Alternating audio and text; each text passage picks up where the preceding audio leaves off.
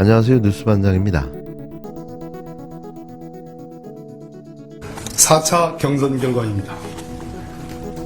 서울 용산구 강태웅 후보가 후보자로 확정됐습니다.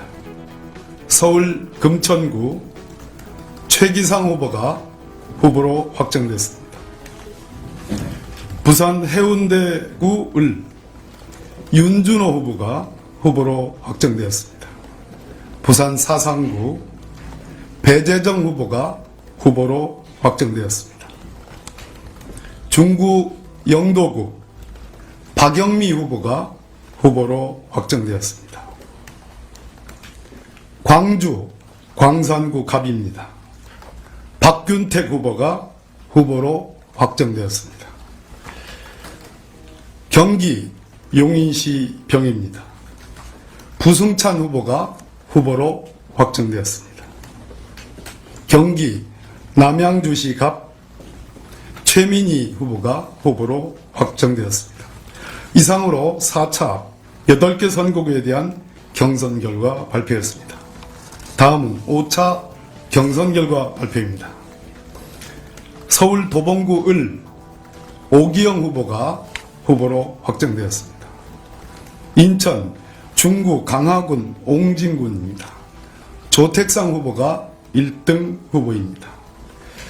인천 동구 미추홀 갑 허종식 후보가 1등 확정입니다.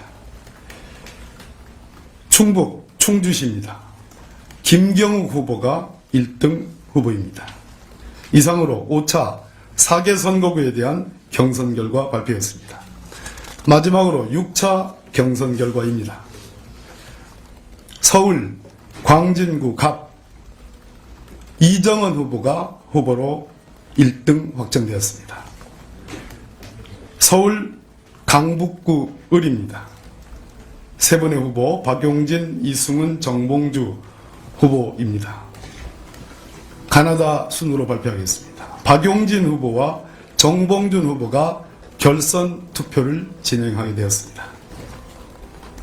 서울 은평구 을입니다. 김우영 후보가 후보로 확정되었습니다. 수원시 정입니다. 김준혁 후보가 후보로 확정되었습니다. 성남시 중원구입니다. 이수진 후보가 후보로 확정되었습니다. 남양주시 을입니다. 김병주 후보가 후보로 확정되었습니다. 충북 청주시 상당구입니다. 이강일 후보가 후보로 확정되었습니다. 전북 군산시입니다. 신영대 후보가 후보로 확정되었습니다. 이상으로 6차 8개 선거구에 대한 경선 결과 발표를 모두 마치겠습니다. 해당 결과는 잠시 후 더불어민주당 홈페이지에 게재할 예정입니다. 당헌 102조에 의거하여 홈페이지에 결과가 게재되는 시점으로 48시간 이내에 재심위원회에 재심을 신청할 수 있습니다.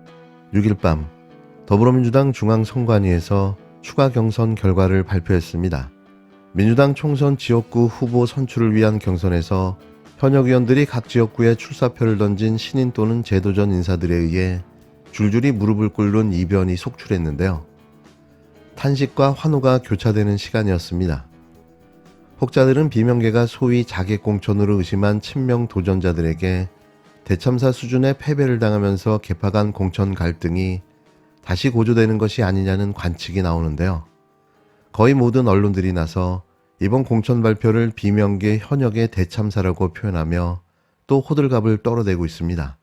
당 중앙선관위가 6일 발표한 4차, 5차, 6차 경선 결과를 보면 지역구 현역 의원 11명 가운데 무려 7명이 탈락했는데요. 이는 제대로 된 민주당 공천 시스템이 작동된 결과인 겁니다. 한 가지 부연하자면 지금의 공천 시스템은 지난 2020년 민주당 당대표를 지낸 이해찬 대표가 만들어 놓은 시스템인데요. 대단한 선견지명이 아닐 수 없는 거죠. 지역구 현역 의원 11명 중 탈락한 7명을 보면 강병원, 김한정, 박광온, 윤영찬, 이용빈, 전해숙, 정춘숙 의원들이었습니다. 탈락자 명단을 보면 이용빈 후보를 뺀 이들 모두는 비명이라 불리는 의원들로 지칭되는 인사들이었는데요. 이러다 보니 또 비명 행사, 자객공천이라는 말들이 나오며 비판이 시작된 겁니다. 이번엔 또 누가 탈당할까요? 하위 10% 명단에 든 비명계 박용진 의원은 정봉주 당교육연수원장, 이승훈 변호사와 3인 경선 끝에 결선 기회를 얻긴 했는데요. 하지만 본선행이 녹록치 않을 것이라는 전망이 나옵니다. 박범계 선관위원장은 기자들에게 박용진 정봉주 후보 간 결선 투표에서도 가감산 규정을 동일하게 적용할 것이라고 설명했는데요. 강병원, 김한정, 박광온, 윤영찬, 이용빈, 전해숙, 정춘숙, 이들에겐 이낙연당과 국힘당이라는 최악의 선택이 놓여 있습니다. 아니면 당연하마 이번 총선에 힘을 보태거나 무소속으로 출마해 자신의 정치 인생을 마무리하는 선택도 있을 텐데요. 빠른 선택 부탁드립니다. 그리고 이낙연 씨의 새로운 미래, 낯선 미래, 불안한 미래가 당명을 민주연대로 바꾼다고 하는데요. 민주연대, 민주카르텔, 민주연합, 낯설지 않은 이름입니다. 뭐래도 이 참을 수 없는 어설픔, 이것이 이들의 한계겠죠. 이번에 공천에 탈락된 의원들이 대거 그곳으로 몰릴 것 같은데요. 그냥 당명을 하위 10% 저장당으로 하는 건 어떨지 싶습니다. 국민의힘의 공천과 민주당의 공천에 대해서 비교를 해볼 필요가 있습니다. 특히 그 비교의 극단적 사례가 바로 김영주 국회 부의장입니다. 민주당은 우리 국회의원들의 4년간의 국정에 대해서 평가를 합니다. 엄정한 기준에 의해서 객관적으로 평가한 결과 김영주 국회의원은 민주당이 그리고 국민들이 혐오해 마지 않는 소위 채용 비리 혐의에 대해서 소명을 제대로 하지 못했습니다. 그렇기 때문에 이미 정해진 기준에 따라서 공직자 윤리점수에서 50점을 감점했던 것이고, 그래서 배정된 점수 50점이 0점으로 된 것입니다. 주관적 평가를 한 것이 아니라 객관적인 정량 평가였습니다. 민주당이 시스템에 의해서 걸러낸 이 채용 비리 의혹이 있는 후보를 국민의힘이 영입을 해가지고 공천을 냈습니다. 그런데 권성동 후보도 어떻습니까? 유명한 취업 전문 국회의원 아닙니까? 제가 어디서 그 음악도 하나 기억이 나는데, 들었던 기억이 나는데, 그분도 공천 받지 않았습니까? 국민들에게 취업시켜 주시려고 권성동, 김영주 이런 분들 공천하시는 겁니까? 이제 국민들은 그 두 분한테 줄 서면은 다 취업되는 것입니까? 민주당의 공천은 이미 1년 전에 정해진 특별 당규에 따라서, 그리고 작년 연말에 이미 확정된 평가 결과에 의해서 공정하고 투명하게 그리고 엄정하게 이루어졌습니다. 그 결과로 참으로 안타까운 일이지만 역량 있는 민주당의 다선 중진 의원들 상당수가 두 자릿수에 이르는 분들이 이선으로 후퇴하셨습니다. 불출마하신 분도 계시고, 경선에서 아깝게도 안타깝게도 패배하신 분도 계시고, 또 경선안에서 배제되신 분도 계십니다. 현재로서는 11분에 이릅니다. 참으로 안타깝고 가슴 아픈 일이긴 합니다만, 새로운 신진 기회들에게 기회를 드리고자 하는 우리 국민들의 바램을, 변화와 혁신 공천에 대한 우리 국민들의 기대를 반영한 것입니다. 이 과정에서 불가피하게 갈등이 발생합니다. 그 갈등은 변화를 위한 불가피한 진통임에도 그 진통을 마치 부당한 탄압이나 부당한 결과인 것처럼 또 내부에 엄청난 내홍과 분열인 것처럼 이렇게 왜곡 조작했어야 되겠습니까? 우리 민주당 같으면은 돈 봉투 주고받은 거 확인되면 절대로 공천하지 않습니다.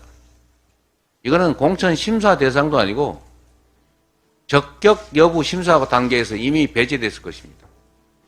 정우택 후보 단수 추천 받으셨던데 CCTV 영상에 돈 봉투 주고받는 장면이 그대로 찍혔지 않습니까? 변명이 또 가관입니다. CCTV 찍히는 그 장면에서는 분명히 돈을 받았는데 CCTV 없는 데서 돌려줬다고 합니다. 그리고 돈 봉투를 준 그 업자는 돌려받은 일이 없다고 지금 주장합니다. 그리고 상식적으로 생각해 보십시오. 돌려줄 것을 왜 받습니까?